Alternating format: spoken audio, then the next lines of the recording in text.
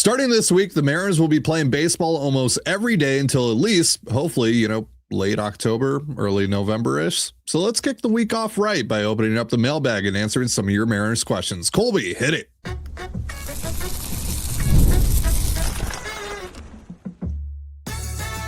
You are Locked On Mariners, your daily Seattle Mariners podcast, part of the Locked On Podcast Network, your team every day.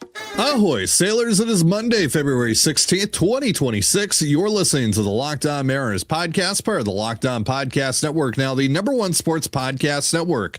My name is Titan Gonzalez, and I'm joined as always by my co-host Colby Patnode. We're two lifelong Mariners fans who've been covering the team for over half a decade, and today we're opening up the mailbag and answering some of your Mariners questions, just like we do here every single Monday. But before we do, I want to shout out our title sponsor today, FanDuel. Use your profit boost on an NBA future and get entered for your chance to win a trip to the NBA Finals.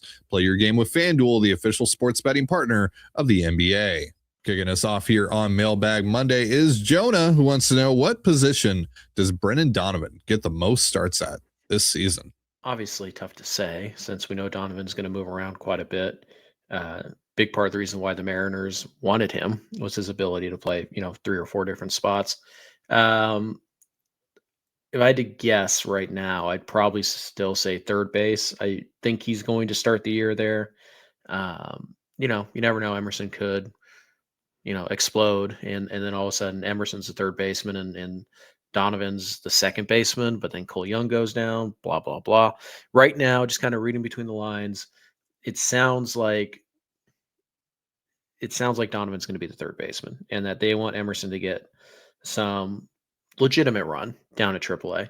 I don't think this is one of those send him down for a week and a half to work on defense and then bring him up. Because no, if they thought he was ready to go, then they would just put him on the roster for the shot at the draft pick. So I think third base. I think if you ask me on May 15th, hey, where is Donovan going to get most of his starts now? I don't know. It's probably not third base, but because I think Donovan's going to get the first 6 weeks, give or take, to just play third base every single day until they call up Emerson. I just think he's going to stack so many starts there that's where he's ultimately going to end up. He'll still catch a few at third base just because they're going to want to give Emerson days off, or JP Crawford's going to need a day off and they're going to slide Emerson to short. And and Donovan gives you the opportunity to do that. And one of the things we talked about at the end of the year that was, a little bit overlooked was, yes, the bullpen was, the same 4 guys in the bullpen were used repeatedly over and over again, and that hurt. But we talked about Randy playing 160 games and JP playing 160 games and Julio playing 160 and Cal and all these guys, all your best players just never got a day off. Donovan kind of allows you to do that. And so we know he's going to move around, but I just think he's going to stack up so many starts at third base that even when he moves primarily to second or to right or to left or, just kind of stays in this constant rotation, I just think he's going to have stacked enough games at third base that'll ultimately be his primary position. Yeah. But I don't think he has a primary position once Colt Emerson gets called up, unless, of course, somebody gets hurt or Cole Young just really struggles and he needs to be sent down. But I think he's just going to be a true everyday utility guy, but I think he'll get a plurality of his starts at third base. Ask me again tomorrow. My answer might change, honestly. Mm-hmm. Like you said, I think it ultimately depends on if Cole Emerson makes this club out of spring training or not. If he doesn't, then I think Donovan has his most played position locked up just with the games that he plays at third base. If Emerson does make the club, no idea. No clue. I'll say second for now. I don't feel great about it, though. All right, next question here from Jeff. What do you think about testing the Coby Mayo waters, since MLB Trade Rumors has an article about him and Ryan Mountcastle? Coby Mayo. That sounds disgusting. Mm-hmm. Mm-hmm. Coby Mayo is a former highly touted prospect with the Orioles who has gotten a little bit of run in the big leagues. I think he's probably played probably a couple dozen more games than Cole Young, but it hasn't gone particularly great. He was okay last year, 95 WRC plus, if I'm remembering correctly. He's just destroyed the minors. He's a guy who's ready for, to get big league at bats. The problem is if you're the Mariners, where do you play him? He's a first baseman, really. That's where he should play, who can also dabble at third base. Well, you have Donovan and you have Emerson at third base. You have Naylor at first. And you're not going to, trade for a guy just to be a backup first baseman. That's not really a thing. A lot of people think it's a thing. It's really not. He does have an option left, and he is very talented. So is there just a 0% chance this happens? No, because I guess you could just stash him in AAA and see what happens. But I don't know what you're going to learn there. He's going to hit at AAA. We know he's going to hit at AAA. So I don't really know what you're planning on learning there. Is you're just stashing him as a just in case. You're trying to get him to hold until the deadline, where maybe you trade him again. And by the way, he's a highly touted prospect who's major league ready, and he's only 24 years old. What's that going to cost? Are you going to have to give up, Gabe Speier for Coby Mayo to go sit in AAA? I mean, that doesn't make a lot of sense for you. Unless you are getting him for like a package of prospects that is not likely to help you this year. Like, I just don't really see the point in trading for him. As much as I like the bat, you can't give him playing time right now. And he's going to cost probably a major league piece, I would imagine. The Orioles are going for it this year, and they could use some bullpen help, but you're not going to give up Brash or Munoz. I mean, I doubt you can get him for Bizardo. Like, you can give up Gabe Speier for a guy who's probably going to be in AAA for most of this year. No, that doesn't help you at all. So I just don't think there's really much of a point here. Again, you can't get him regular playing time at the big league level right now. If the Orioles are willing to take some like prospect bulk and kind of do this kind of weird swap thing, maybe. Like, the only thing I can think of is, like, would the Orioles even entertain like Felnin Celesten for Coby Mayo? Like, maybe something like that, a prospect who's a couple years away to kind of, clear up their logjam a bit. But short of that, I don't see any reason for the Mariners to get involved here. They just can't offer the at-bats or the attractive pieces to the Orioles that wouldn't hurt them more than it helped them to have this, first baseman down in AAA who might be able to hit major league pitching. Like, I just don't see the point. It's just not a clean enough fit, I should say. But again, because he has an option left, if there is some kind of weirdness with his price tag that we're not familiar with, maybe. But I just don't think there's really much of a path here. I do wonder if his availability is tied at all to some of like the little things that I saw over the course of 2025 about him kind of carrying this like sense of entitlement, even though he hasn't really done anything. Now, is that just based off of him being openly disappointed that he didn't make the opening day roster last year? Because like that to me is just a young guy who's ultra competitive, who wanted to make the big league roster, just kind of, you know, like Jared Kelly. Maybe not doing the right, maybe not doing that in the right way, but I think that isn't something that should ultimately like hang over his head. So I don't know if maybe there's like a clubhouse thing there, because we know how much the Mariners care about that stuff. So maybe he would be off of their radar just because of that reason. I don't know. And maybe that's why he's available now. And maybe that's why his price tag, potentially wouldn't be that high. In general though, like, I mean, it's all cost dependent, right? Like if I can take a shot, if I can take a shot on him and it's not really going to cost me anything that'll sting, like, sure, why not? But in general, like, would I give up something truly valuable for Coby Mayo, given how poorly he fits my current roster build? No, I'm not giving up anything that I can't replace in 5 minutes off of my major league roster for Coby Mayo, and that includes Gabe Speier, and that includes Bizardo, and certainly Brash and Munoz and those type. And that's kind of what it feels like you would have to give up as a bullpen arm. I mean, if they want Carlos Vargas, sure, but I'm not giving up anything that I'm counting on to be a pretty big contributor to me in 2026. Just to stash a guy in AAA doesn't make any sense. All right, we'll answer more of your questions in just a moment, but first a reminder, this episode of the Locked On Mariners podcast is brought to you by FanDuel. Ever wanted to experience the NBA Finals live and in person? Then I have great news for you. FanDuel is giving you the chance to turn that dream into reality with their NBA sweepstakes. Here's how it works. All you have to do is use your profit boost on any NBA future, and you'll automatically be entered for a shot to win an NBA Finals trip for two. I'm talking flights, tickets, the whole experience. So if you're already looking at the board and thinking about which team can make a deep run, this is the perfect time to lock it in, because now not only can you pick cash, but it can also send you to the NBA Finals. Visit FanDuel.com to get started. Use your profit boost on an NBA future and get entered for your chance to win a trip to the NBA Finals. Play your game with FanDuel, the official sports betting partner of the NBA. And you're listening to the Locked On Mariners podcast, part of the Locked On Podcast Network, your team every day. Thank you so much for making us your first listen for all things Mariners. And also thank you for making Locked On the #1 sports podcast network. You already live your team every day. Now take it up a level and go ad free. Join the Everydayer Club today and get Locked On Mariners with no interruptions, members only Discord access, and more, all for just $5 a month or $50 a year. Go to lockedonmariners.supercast.com or check the link in the show notes to learn more.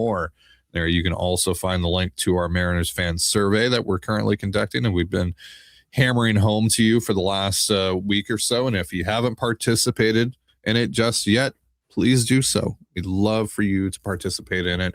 Love to have as many responses to it as possible so we can have the biggest group possible to pull from once we react to the results of the survey in an episode sometime in March.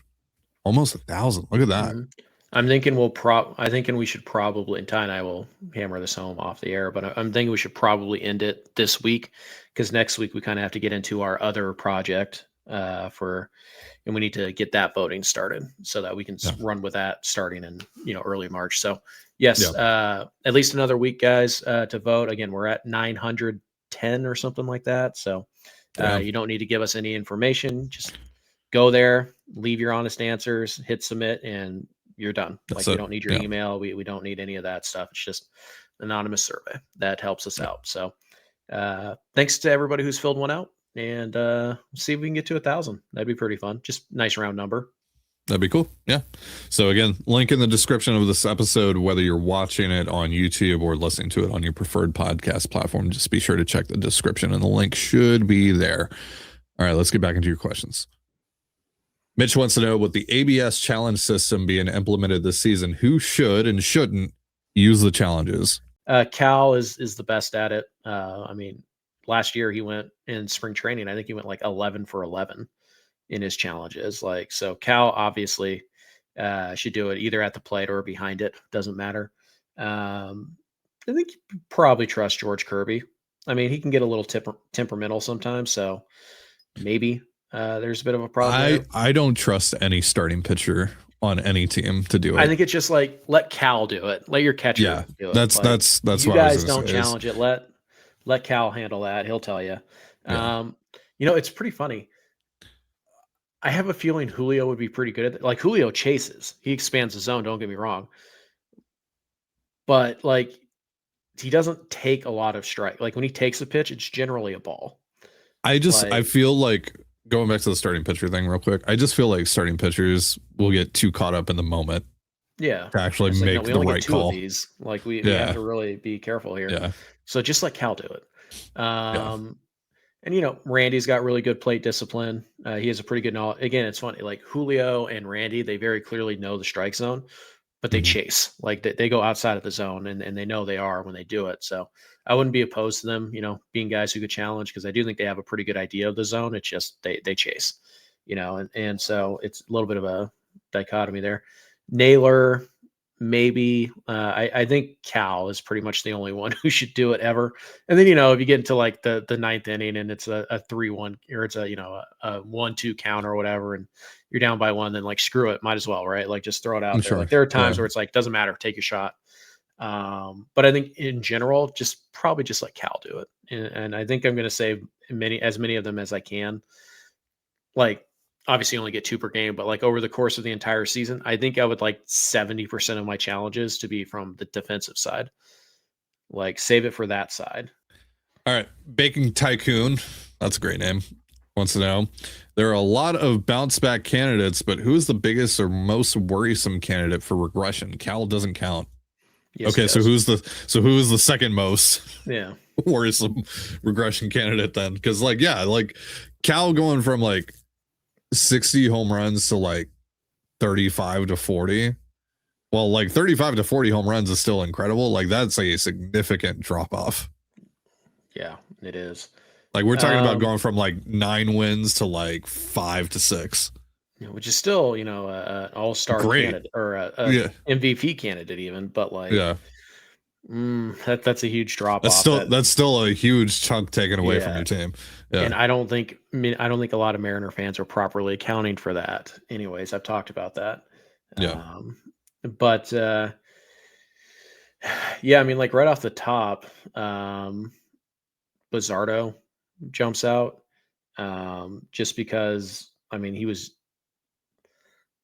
I don't want to use the word abused because we're just talking about baseball, but like he was run into the ground by the end of that year. And I think he appeared in like all but 2 playoff games on top of the 70 some odd appearances he made in the regular season. Like he didn't get a break. And, this is kind of his breakout year. So there's also on top of that whole, like, is this a mirage or is this the new thing? And also like now the league's seen him, they know how he's going to attack them. Is there a readjustment by the league back to Bizzardo? So I think Bizzardo is the one that jumps out right away. Another guy who steps out, although possibly of less impact, is Dom Canzone, because we might have already seen the cliff come for him in the playoffs. Because woof. I mean, it was only 250 plate appearances last year, and if he does struggle, it's not like the Mariners don't have backup plans on backup plans there. So that one's probably a little less impactful than Bizzardo. I don't think they have the bullpen depth to withstand Bizzardo, being terrible. But I mean, you never know. We talked about some of the pile arms last week, so maybe. But yeah, I mean, I don't really Randy, Julio, Naylor. I mean, Naylor from his pace last year with the Mariners. Yeah, is going to regress. He's not going to be a 6-win first baseman. Yeah, he was on a 6-win pace. Yeah. Once he put on a Mariners uniform.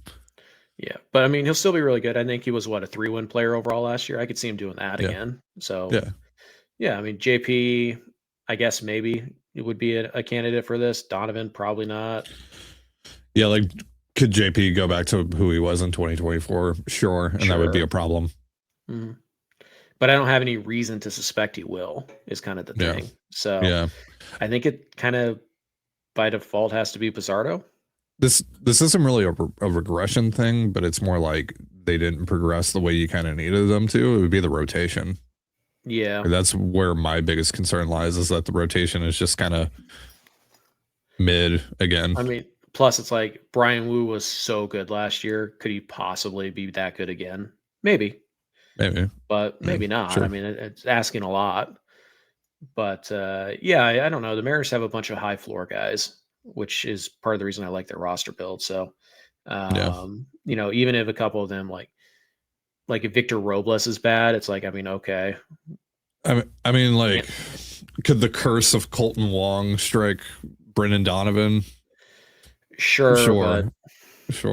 I mean, I would.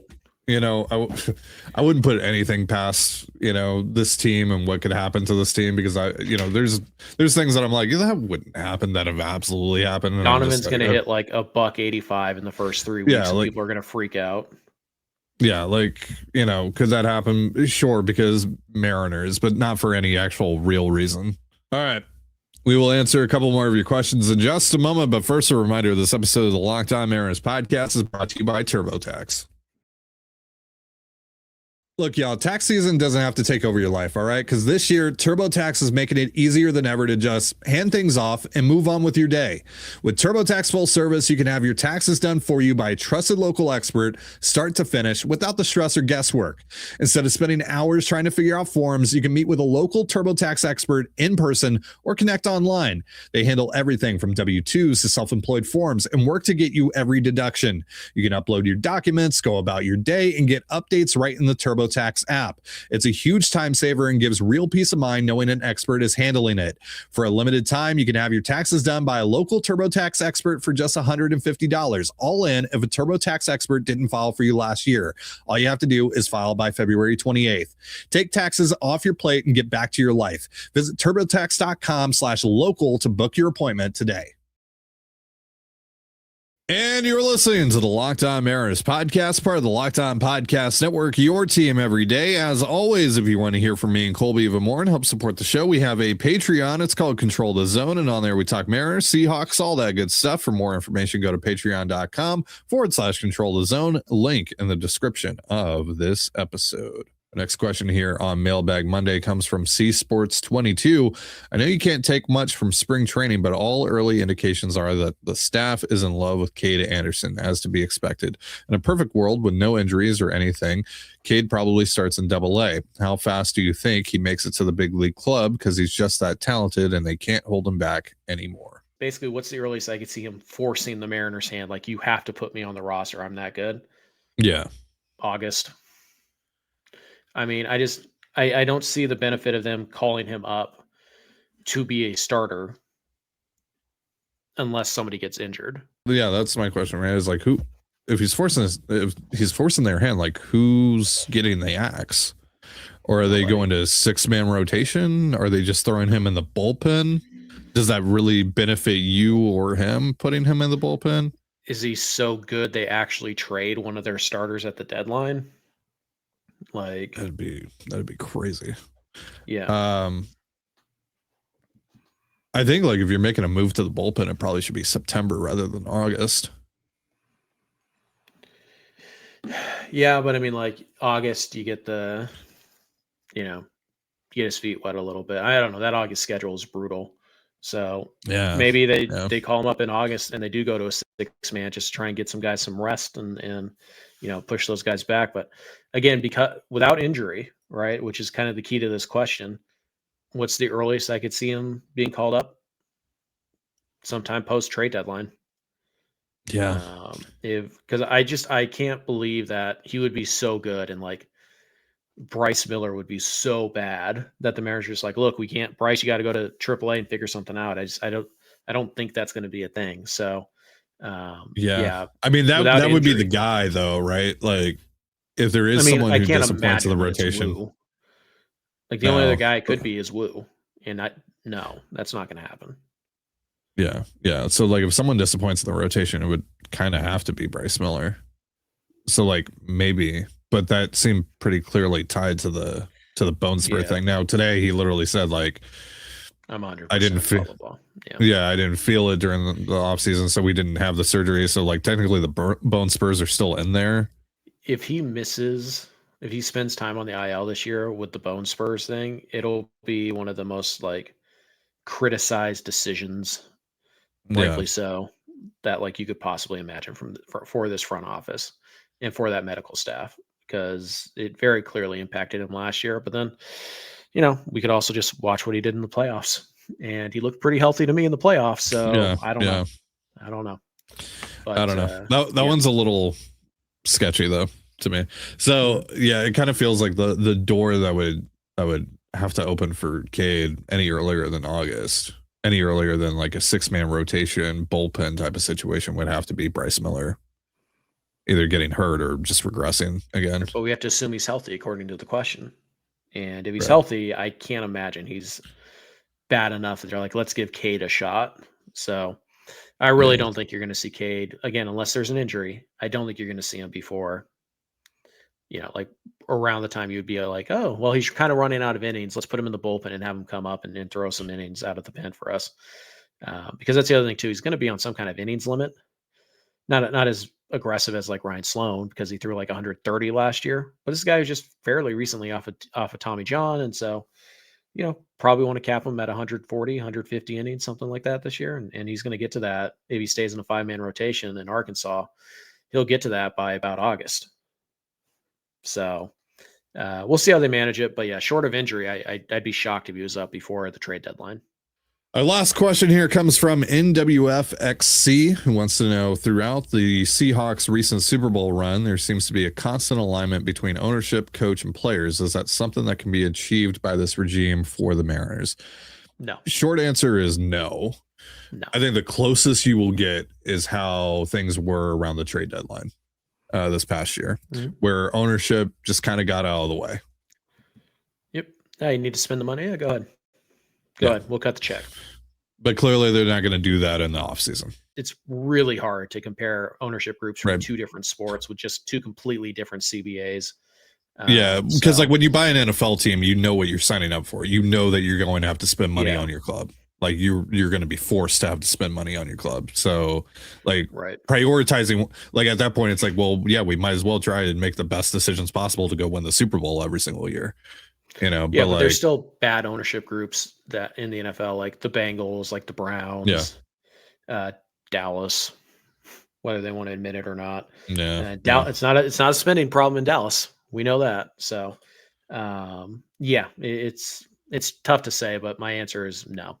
I don't think. I don't think John Stanton and Chris Larson care enough about winning the World Series. And whether or not the Seahawks ownership has to care, kind of, because they kind of do or not, I think it very clearly matters more to them than it does to John Stanton and Chris Larson in that group. So the answer is no. All right, well, let's get out of here. That's going to do it for our show. Thank you so much for joining us here on the Locked On Mariners podcast, part of the Locked On Podcast Network, your team every day. And once again, if you never miss an episode, it's time to make it official. Join the Locked On Everydayer Club and get ad-free audio, access to our members-only Discord, and more, all built for our most loyal fans. For Colby Patnode, I'm Titan Gonzalez. Be sure to give us a follow on Twitter at @LO_Mariners. You can follow me at Titan Gonzalez and Colby at CPAT11. That's CPAT11. We're also on Blue Sky. You can follow me at TDG, Colby at MLB Colby, and the show at Locked On Mariners. You can also find us on Instagram at Locked On Mariners. Have yourself a beautiful baseball day, and we'll see you next time. Peace.